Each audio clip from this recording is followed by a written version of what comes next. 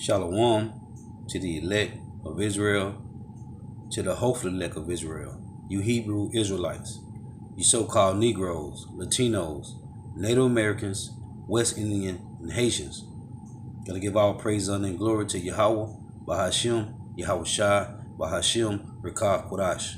Double honors to the apostles and elders of Great Millstone, rule well, who teach well. And a sincere salutation to all the ark pushing this truth and believing this truth throughout the four ends of the earth, the entire world, waking up the hopeful elect.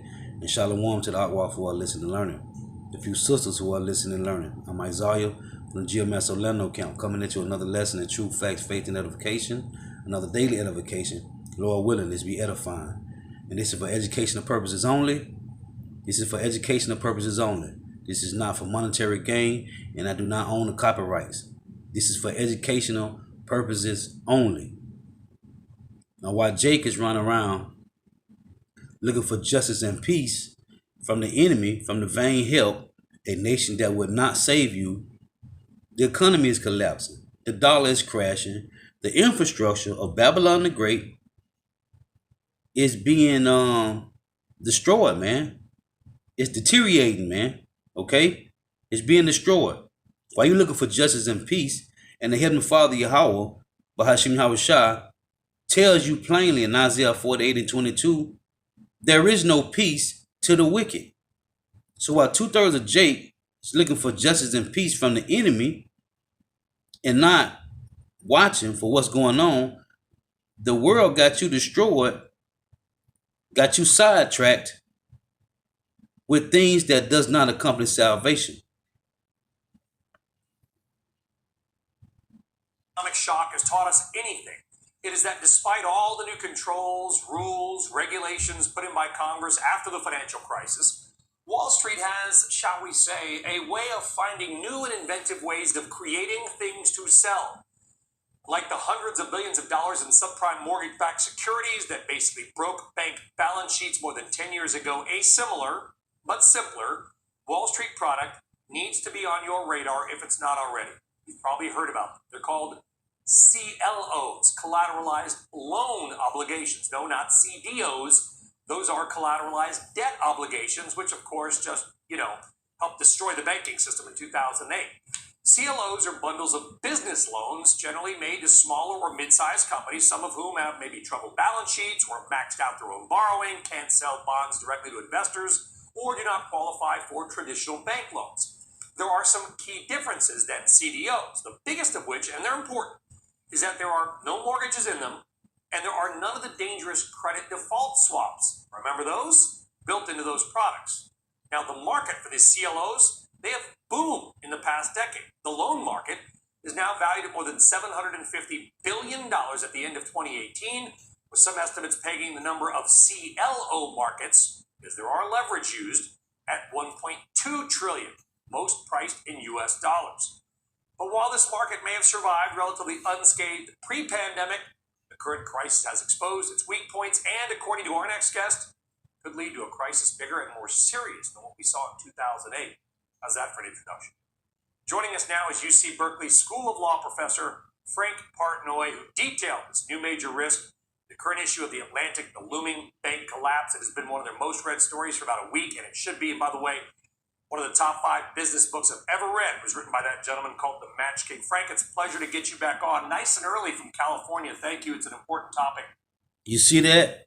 The U.S. financial system could be on the cusp of calamity. This time, we might not be able to save it.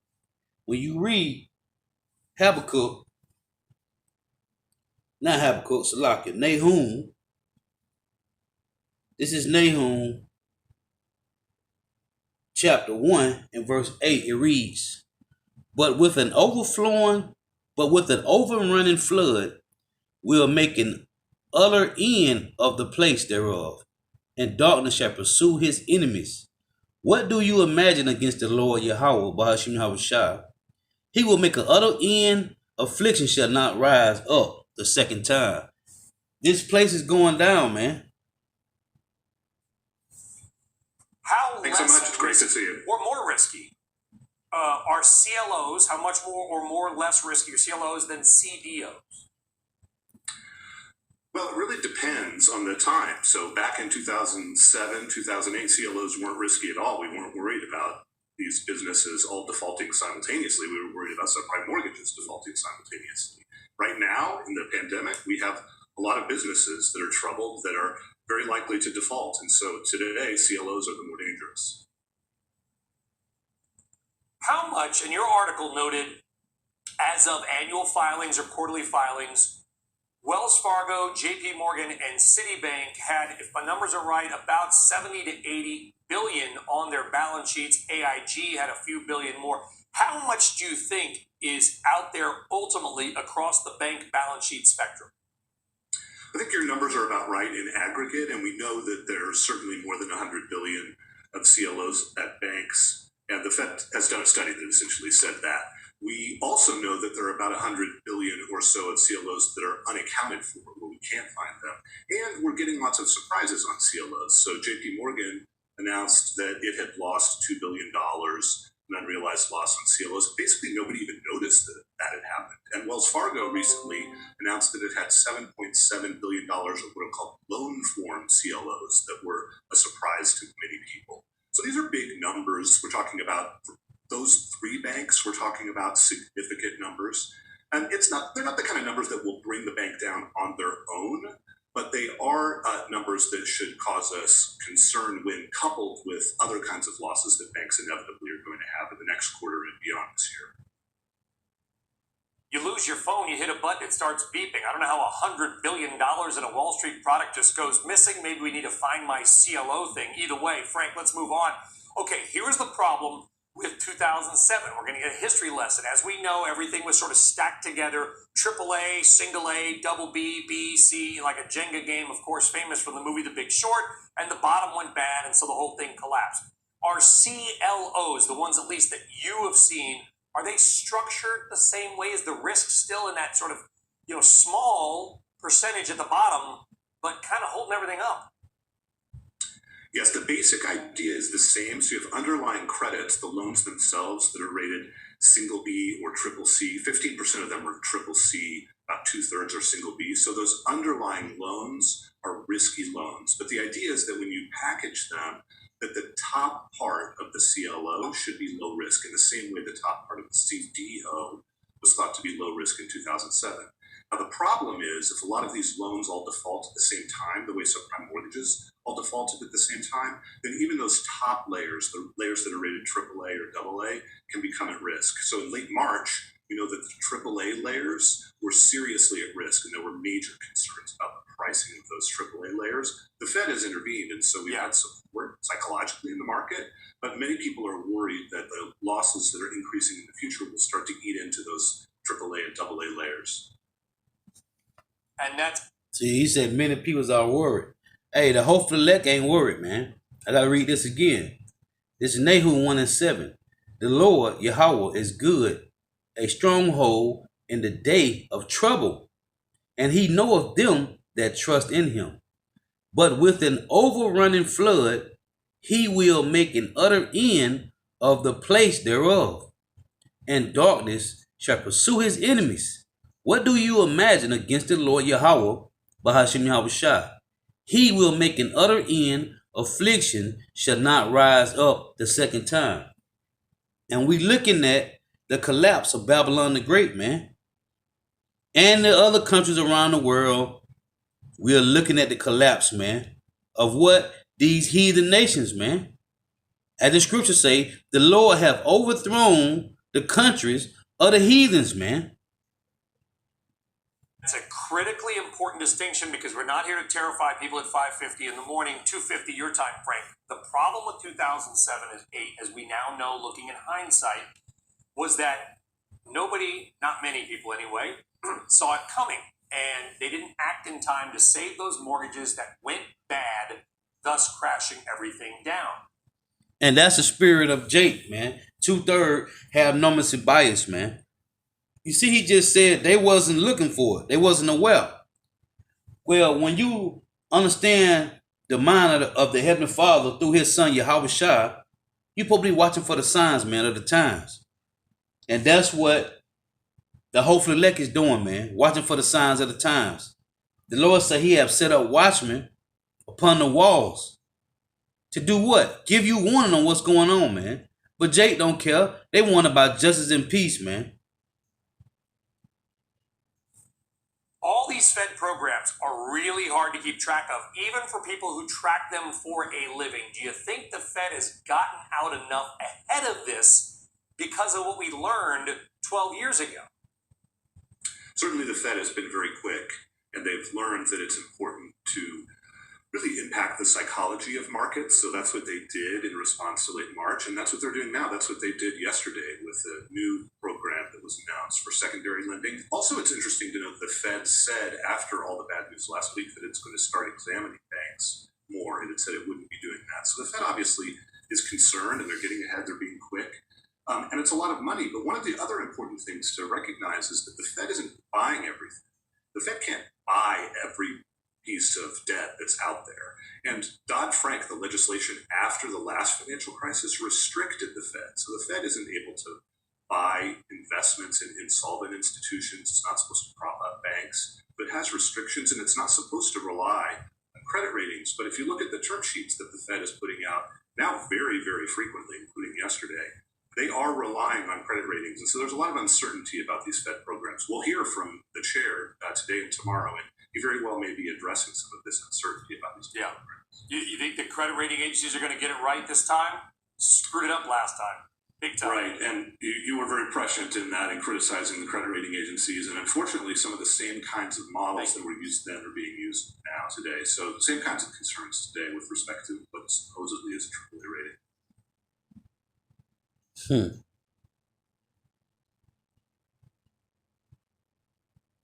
Few months, businesses have been put under extreme amounts of stress, to say the very least. The lockdowns have forced some businesses to completely shut down, and others to remain open, but with significantly less revenue. This has caused many companies to take some financial actions that they would normally never take. And that is why we are seeing the creation of a new economic crisis. A crisis that will affect millions of people around the world, and yet most people don't even know what it is.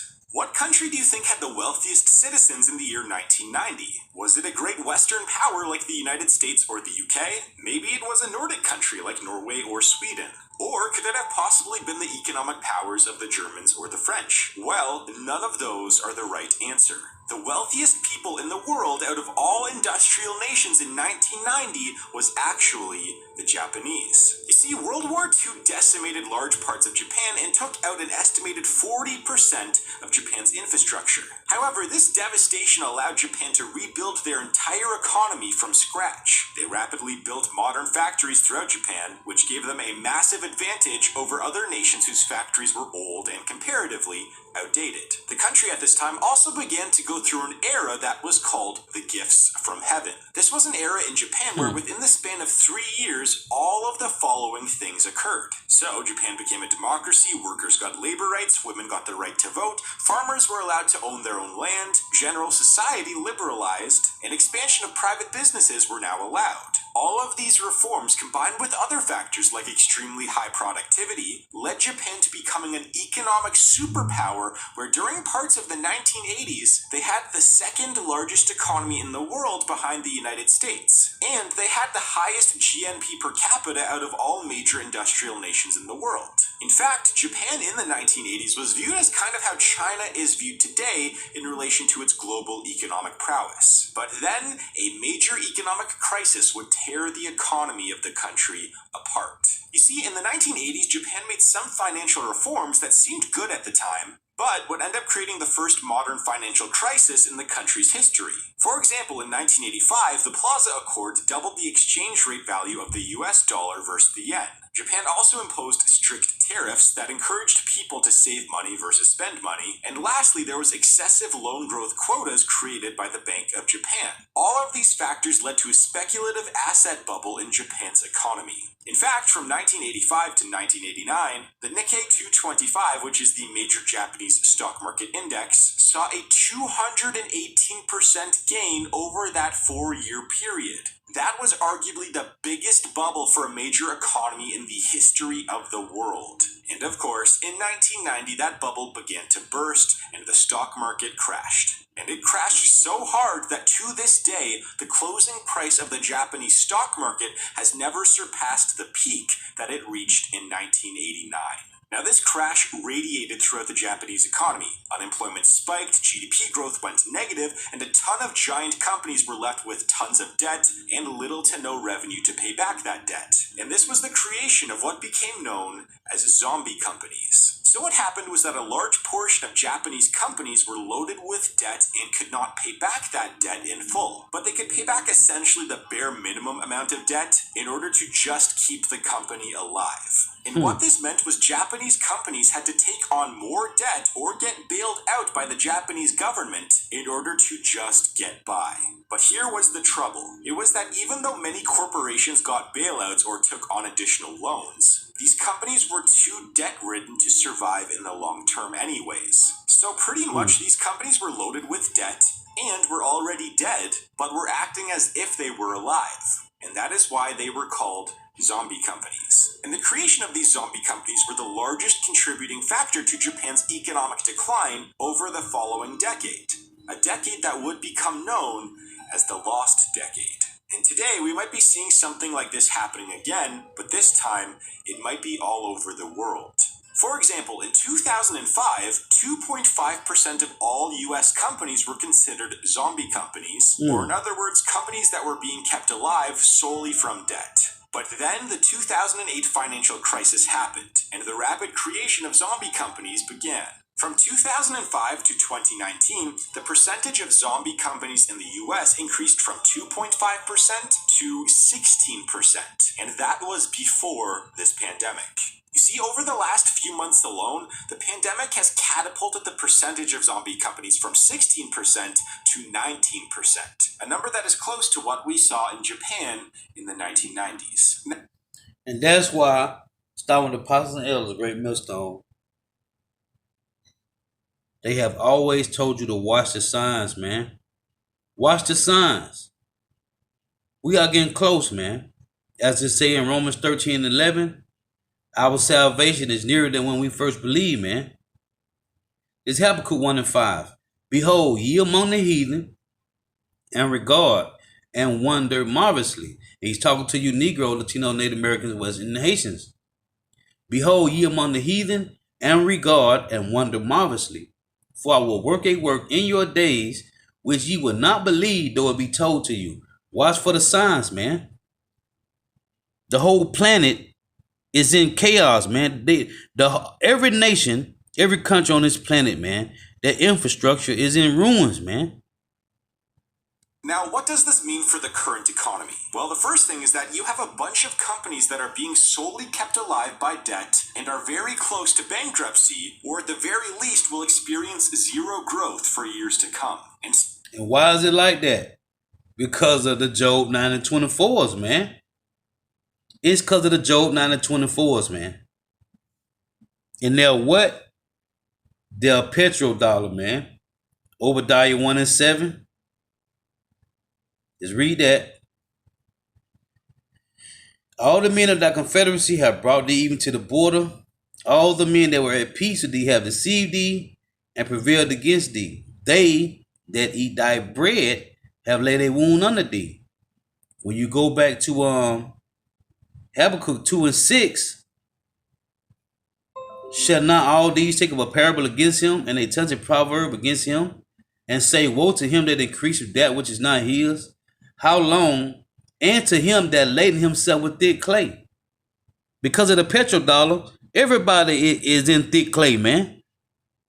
some of the biggest banks and investors in the world are seeing the same thing. For example, Deutsche Bank Securities chief economist Torsten Slok recently said, in short, one side effect of central banks keeping rates low for a long time is that it keeps more unproductive firms alive, which ultimately lowers the long-run growth rate of the economy. And so far, this pandemic in the United States alone has caused U.S. corporations to take out over $1 trillion worth of debt over the last few months, which is a rate about 9 times higher than normal. And the longer this economic downturn persists, the worse the following years of economic recovery will be. In fact, chief economist economist Vincent Reinhardt said, allowing zombie companies to linger might be why long-term growth suffers as a consequence of a severe financial crisis and recession. So, which companies today are becoming the undead? Well, the ones being hit the hardest in compiling the most debt are airlines, hotels, car rentals, retail, and restaurants. Now, these sectors compose a giant chunk of the economy and might be in serious trouble going into the future.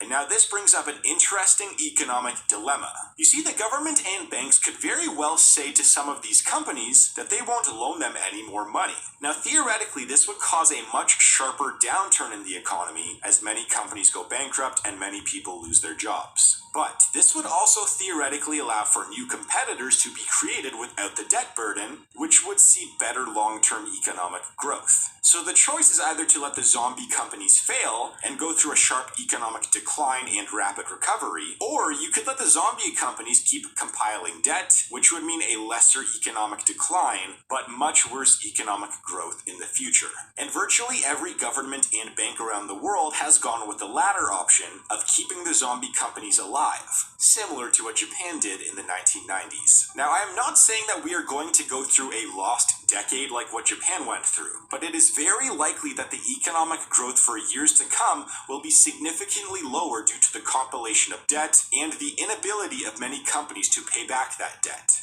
But there is some troubling statistics that have come from prolonged periods of keeping zombie companies alive. So Japan before 1990 was consistently seeing 4 to 6% GDP growth rates. And these were fairly high growth rates for an economy as large as it was. But over the past 30 years, the average growth rate of Japan's economy has been just over a measly 1%. Also, since 1997, wages in Japan have decreased by 13%, and the amount of precarious employment has increased to an astounding 30%. Now, there are other large factors contributing to Japan's economic stagnation over the last 3 decades, but the creation of zombie companies is viewed as the largest contributing factor to their economic slowdown of the 1990s, and these zombie companies likely amplified all of their other economic flaws during that time. And so all I'm trying to say is this. Even though right now we are going through bad economic times, and it seems like the economy is rapidly recovering to a certain extent, there are a ton of companies right now that are solely running on debt. And not even debt that they can pay back in full, but debt that they are only making minimum payments on. So even though many of these companies may not go belly up, they will likely experience a ton of growth problems going into the future, which will likely radiate throughout the global economy. So what do you think of these zombie companies and the policies surrounding them? Do you think that this will lead to an economic decline? And should governments continue to bail out companies that are already in a ton of debt? Let me know in the comments. This will definitely lead to a world decline, man. These are the signs of the times, man. This is what we watching for. Cause the whole end goal is for them is to create or to usher in the RFID microchip, which is Mark of the Beast, the new world currency. A dollar crash is virtually inevitable, Dr. Stephen Roach warns. The stronger dollar era may be on borrowed time.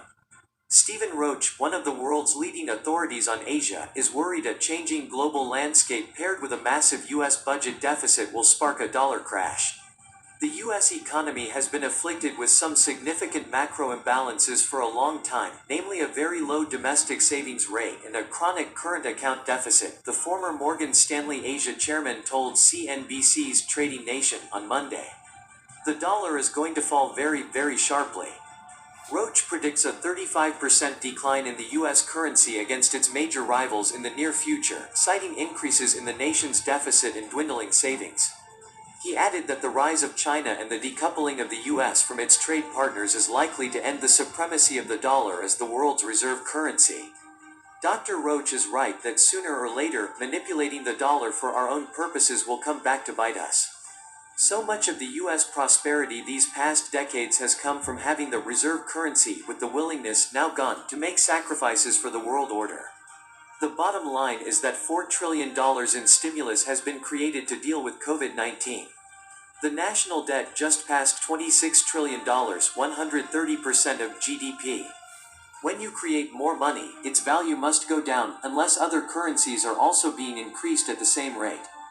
And you see, that's why Russia and China is dumping their U.S. debt, man. This is Proverbs 4:14. Enter not into the path of the wicked, and go not in the way of evil men. Avoid it, pass not by it, turn from it, and pass away. And that's what happened when Babylon the Great used their sword to make every other nation adapt the petrodollar, man. Verse 16 reads, for they sleep not except they have done mischief, and their sleep is taken away unless they cause some to fall, man. And the nations is falling because of the petrodollar, man. For they eat the bread of wickedness and drink the wine of violence. This is what they do, man. And they're causing the rest of the world to fall. Why? Because this is the head, man. While Europe and Japan have also passed their own stimulus, they haven't created proportionally as much new money as the US. Meanwhile, China and Russia have so far refrained from using unconventional fiscal policies. Russia's government debt as a percentage of GDP is actually among the lowest in the world. Not everyone is in the same boat. The US will one day have to face economic consequences for what it has been doing for decades. But what's going to replace the dollar? Certainly not the euro. The yuan? China is even more manipulative of the yuan than the US is of the dollar. China has no transparency, and it has massive internal yuan debt over 2 times its GDP. That is its priority rather than supporting the yuan as the new world reserve currency. The dollar's appeal is that it is the cleanest shirt in dirty laundry. But it's going to take a lot more than structural change before the yuan can even begin to function as a reserve currency. When people get really scared, they go to Swiss francs or gold. Any asset that can be arbitrarily revalued at the whim of the Chinese Communist Party can only be speculative. The dollar can be replaced by a basket of convertible currencies. In fact, individual investors should do some of that through international diversification. The era of the US dollar's exorbitant privilege as the world's primary reserve currency is coming to an end. The days of the dollar as the world's reserve currency are numbered. This does not bode well for the future of the US. We have lost our leadership position in many areas. The decline will be painful. Oil and gold are starting to trade in other currencies. When the US dollar is no longer the world standard, America is in real trouble. The Federal Reserve deserves a huge part of the blame. The dollar is losing value against all major currencies. We have almost no savings and mountains of debt. We can't pay our bills unless the Fed monetizes it. The political situation is not helping either, and it will continue and accelerate the downfall with more political turmoil and uncertainty. Some countries that are heavy US dollar reserve holders will find themselves losing a lot of purchasing exchange value. Hey, that's why the scriptures say this. Isaiah 13:17 reads, behold, I will stir up the Medes against them, which shall not regard silver, and as for gold, they shall not delight in it. Hey, because the dollar here, man, this monetary system is devaluing, man. It's declining, man. And they don't want no parts of it. And they ain't, as the scripture just read, the other countries they're not even going to want part of your gold and silver, man. Why? Because they're going to want blood, man. Trump destroyed confidence in the US, and he has alienated a ton of countries, including allies. China and Russia have already started trading oil in a non-dollar currency. If there's an alternative, other countries are certainly open to pursuing and using it. SDRs, which were created by the IMF as a basket of currencies, albeit with the US dollar as the main currency. But that can change. With all that is going on in the US, more countries will look somewhere else. Right. What's the dollar's future now that the Fed created an additional $5 trillion in just the last few months? This is an election year. The Fed could bail out every state, city, corporation, and pension. And what you just seen, that chick with that pregnancy that just showed, hey, that's the birth pains is going to be a Babylon the Great, man. It said a man said travail as a woman with child, man. You see, that's spiritual. That's the birth pains of this place, man. Plan, even if it costs $50 trillion. We are going to use dollar bills as toilet paper within 5 years. Probably in 3 years. When the Fed is printing trillions of dollars a month, something will eventually need to give. In the 1980s, the total debt was around 1 trillion. We are now adding that much each month to both the Fed balance sheet and the national debt. Zimbabwe, here we come. The dollar is a dead currency walking. With the Fed now creating more dollars in a month than they used to do in a year, we're going to have hyperinflation like Zimbabwe or Weimar Germany or Venezuela. Massive money printing always leads to hyperinflation. I expect the dollar to be dead within 3 years.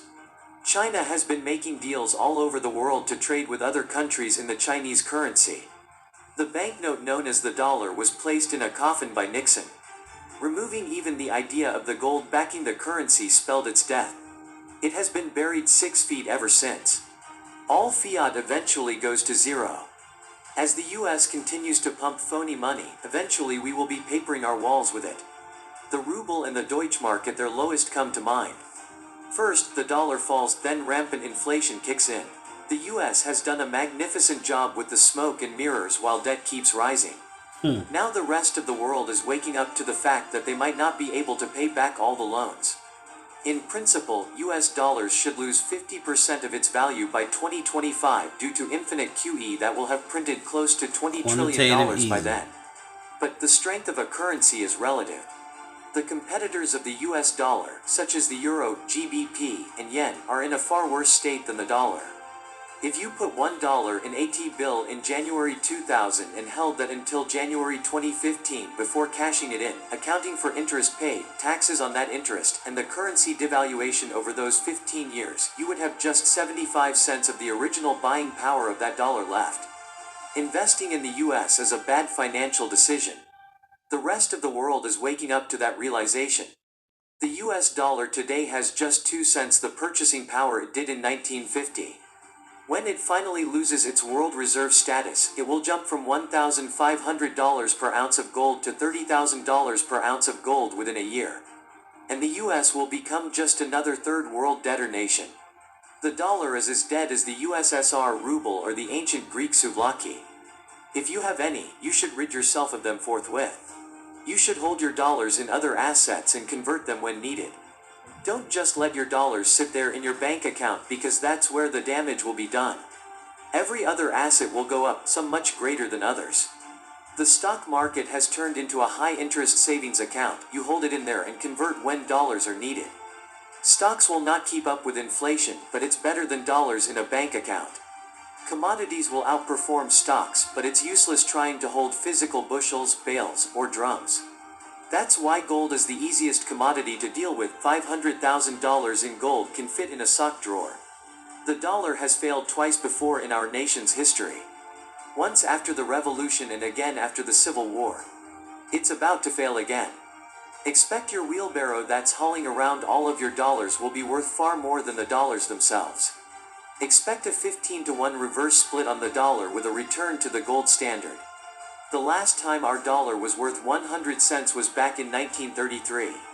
If you peg the purchasing power of the $2020 to the $1,933, the 2020 purchasing power will look like this: 0.001. We are $26 trillion in national debt alone. States are in debt. State pensions are grossly underfunded by $1 trillion.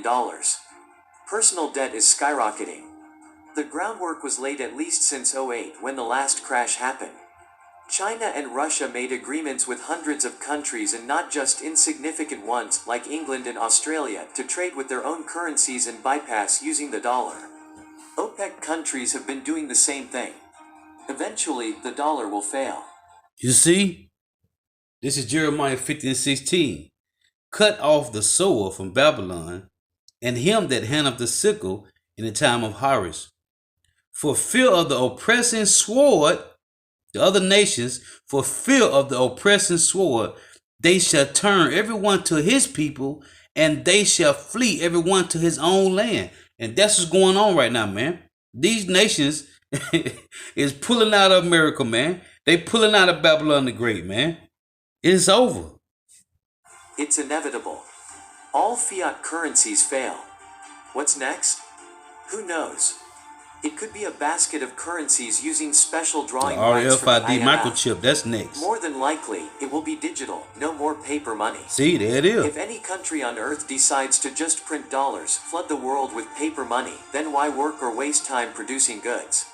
There is a reason why China, Russia, Europe, BRICS, Brazil, Russia, India, China, South Africa are all deciding to use different currencies besides the US dollars. See? Isaiah 13 and 14. And it shall be as a chase roe, and as a sheep that no man taketh up. Talking about Babylon the Great, man. They shall every man turn to his own people, and flee everyone into his own land, man. Okay? That's what's going on, man. The US is dead broke and held up by countries that lend Look it at money Petro. by buying US Treasury bonds and bills, and at the same Why would they show Petra? You see? This guy here be going in, man. That's Petra right there, man. That's the original habitation of the Job 9 and 24s. time, the dollar grows in strength, indicating a strong US economy. This is further evidence of a broke system. There will be an intervention, and then the dollar will eventually fall to an appropriate level, approaching. Remember, O Lord, the daughters, the Idumeans, the Job 9 and 24s. 0. Then the dung will really hit the fan. Our monetary system is based on inflation. The greater shame is very few of us realize that we also are taxed on that inflation. Think capital gains. What a scam. It is well enough that people of the nation do not understand our banking and monetary system, for if they did, I believe there would be a revolution before tomorrow morning. Henry Ford. I'm afraid 95% of Americans are too dumb to get it. Slave away at the 8 to 5 their entire lives for peanuts and get taxed at 50% while the Fed creates trillions from nothing. No work or productivity, just money for nothing. The biggest scam of the last century, and still going strong today. Of course, for most in the USA, ignorance is bliss. Endlessly printing a currency may solve things in the short term, but long term, it causes serious damage to the value of that currency. This has been proven countless times in history. Now, do I think that the US dollar is going to suddenly crash in value overnight, leaving us all in some doomsday financial apocalypse? Of course not. It is still a generally strong currency and the world reserve currency. Despite that, no fiat currency is invincible to endless printing. Eventually, the value will come down relative to other currencies, and things will shift over time. How long that takes is anyone's guess. Hedge your bets. You'd be smart to keep at least some money in harder assets with limited supply. The good news: a crash in the dollar will make American manufacturing and good more attractive. If the dollar crashes, then all incentive to import stuff that was cheap will be gone. And stuff made in the USA will look inexpensive to the rest of the world. And the cycle continues. The dollar is being squeezed right now because of the sheer amount of dollar-denominated debt in the world, which tends to happen when you are the reserve currency of the world in such a globalized economy in the age of the internet. Things would be so good cheap that these people are going to think they're in a good case, man. That's what he just mentioned. The danger to the dollar is that there isn't enough of them, of which everyone defaults, and something replaces it. I expect something similar to Bretton Woods to happen again, be the dollar pinned to gold or Bitcoin or something. The deficits and money printing isn't serving the American people. It's serving the dollar backstop of the global economy. Global elites are getting ready and using the virus as an excuse to introduce a new reserve currency based on a basket of currencies and hopefully some gold too. What currency would you buy and hold for the next 50 years? Absolutely none. At 2% yearly inflation, your holding would be worth 63% less after 50 years. The US dollar is programmed to devalue at 2% a year. In fact, the economy could not survive without that induced devaluation. 110 years of data from macro trends indicates silver appreciates at 4.3% per annum with the volatility that creates income opportunities for selling covered calls. Using an ETF like SLV, the metal indeed becomes a virtual currency, liquid enough to use. The reason silver certificates were pulled in 1963 was that the commodity value in a silver dollar for the first time rose above $1. It surpassed $1.33 per ounce in that year. A silver Ezekiel 7:19, they shall cast their silver in the streets, and their gold shall be removed. Their silver and their gold shall not be able to deliver them in the day of the wrath of the Lord, Yahweh Bahashim Yahushua. They shall not satisfy their souls, neither fear their bowels, because it is a stumbling block of their iniquities. per dollar is 75% silver. It's now $17 per ounce. That should be all you need to know about how our monetary system works.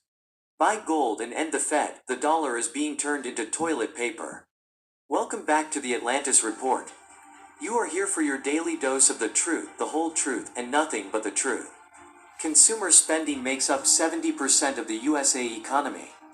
Most of that spending is on goods we import, which means other people work to make them. Some of it is good, but we don't invent and build anything to put our people to work. With COVID-19 mishandling, the spending is quite down to food mostly. The stock market paper gains are included in the economy, but most stay in the hands of very few people. It was decided back in 2008 that money has no actual value, so any saving not in the stock market produces zero income for their owners. Our governments have been lowering taxes for the rich while neglecting to improve the infrastructure, health, safety, education, and job training in a changing world economy, stuff that would benefit the American people. Politics has been about so-called social issues that make no difference in people's lives, all about abortion, guns, religion, and hatred for immigrants. Now the chickens have come to roost. The US can only make a new currency by default. Its bonds would become as poisonous as those of Argentina. Interest rates would soar. As America funds itself by borrowing money, social programs and public services would collapse, and the military would dwindle away. It would go into immense poverty because it is a nation of consumers and has little real wealth. Manufacturing has all gone abroad. America lives by devouring the world's goods in exchange for worthless paper dollars, which were forced upon humanity by brutality and fraud. Once the dollar goes to zero, America is nothing. What is worse, its destruction will be blamed on capitalism rather than socialism, so that all efforts to rebuild will be futile. The dollar, being the world's reserve currency, allows the USA to run trillion-dollar deficits because it exports its inflation to the world, and the world absorbs it as the increasing population needs more reserve currency to conduct its business every year. That pretty well eats up the extra dollars the feds keep printing each year to finance our federal deficits. If we were, say, Greece, the currency and country would have imploded decades ago, just like Greece did when it tried to run continuous deficits. The problem is our presidents, including Trump, are trying to use the dollar as a political weapon on countries like Iran, which will give countries a reason to use another currency to settle debts. China, Russia, and India are working on such a currency. When an alternative is available, the US dollar will implode, and the USA will be in a recession worse than 1929. Of course, it will fall because what goes up must come down eventually, no kidding. The Fed keeps adding zeros to bank screens and buying stocks and bonds while propping up hedge funds. It is called the repo market. In case of a default, the stock market and housing bubbles would deflate, causing losses of up to 90%. Pensions would be wiped out. All social programs would be cut. The price of goods and services would soar because there would no longer be a strong dollar to buy them with. The dollar would plummet in value. Unemployment would be lasting and horrific. And capitalism, instead of socialist central banking, would take the blame for it all, leading possibly to decades of misery under socialism. This is America's fate if it defaults.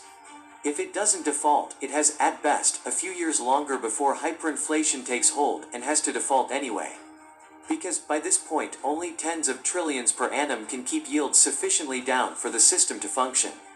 They have tapered liquidity to $1.5 trillion per annum, and stocks are already slipping into a crash. It isn't enough. Food prices are rising because rather than the last 39 years of the Fed creating credit and handing it to hedge fund managers in Congress, creating asset price inflation and runaway growth in medical spending and what amounts to welfare, corporate, and otherwise new credit money was handed to Joe Sixpack. You can't violate Say's law with impunity. Creating purchasing power by any means other than production simply increases the amount of money chasing whatever is in the marketplace. It doesn't add to what is available for purchase. Taken to the extreme, you have the situation in the USSR where people had rubles, but the shelves were bare. This is what flooding a nation with credit created from nowhere produces. Under fiat money, money was debt, so debt was wealth. People forgot that an IOU is nothing until it's paid back. We now have a world drowning in wealth that is nothing but IOUs that depends on all other IOUs performing, when mathematically we long ago passed the point where this was true. All that wealth is an illusion. So is training people to forget that it's not about money in hand, it's about the product available for purchase. Goods availability is likely to crater in the next couple years, and if politicians attempt to make people whole by creating trillions in credit, all it will do is crush the average man's standard of living even more. Did the Trump administration open Pandora's box by seizing the Fed's credit creation system? Only time will tell. For nearly 40 years, we witnessed credit inflation on an unprecedented scale, but because it flowed into asset markets, including the value of debt itself, no one cared. We all seem to get rich. Now, much of that wealth in the form of debt and in asset prices rationalized by its wealth effect existence is likely to disappear, mostly chaotically, but goods availability may plummet as well, meaning that prices could rise or fall, but affordability will plunge for many things. Oh, how the sky darkens with chickens coming home to roost. On second thought, that must be locusts. Currency collapses are usually followed by war. In the case of a collapse of a major global currency, that would mean global war. China-India may be the flashpoint. India with the support of the US. China with the support of Russia. The current system is being run to the ground by design, so the Fed can issue in a new system, henceforth why the Fed is burning up dollars to buy it all. We have been stolen into darkness by the evil greed of people for whom we voted. May I suggest water, food, lead, silver, and gold in this order? This was the Atlantis Report. Please like.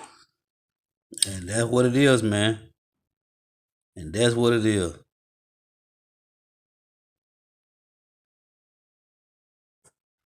War, man. This will lead to war.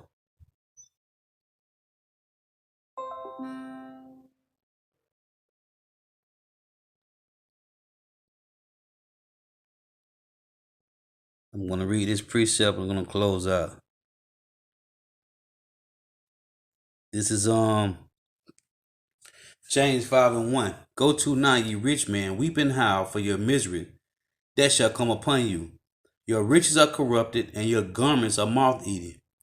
Your gold and silver is cankered, and the rust of them shall be a witness against you, and shall eat your flesh as it were fire. Ye have heaped treasures together for the last days.